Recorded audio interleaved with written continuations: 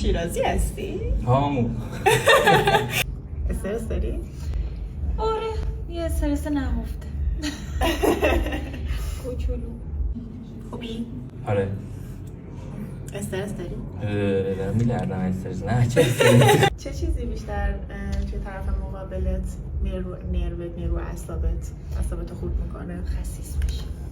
تو اولین چیزی که توی طرف مقابلت جذبت میکنه چیه؟ استایل و مدل لباس پوشیدنش خیلی از قیافه مهمتر. فکر میکنی تهش چی میشه؟